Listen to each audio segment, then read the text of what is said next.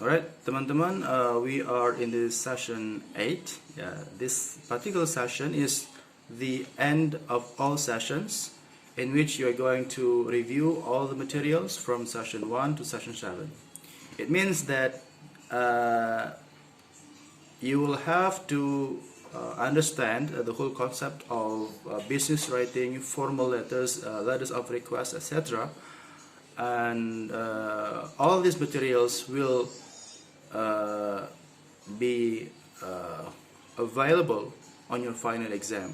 Therefore, it is important to look again on the materials, on your notes, on enrichment materials, so that you will be super ready to face the final exam. I hope we can see you in the future, on other courses, and I wish you all the best on your final exam. See you. Bye bye.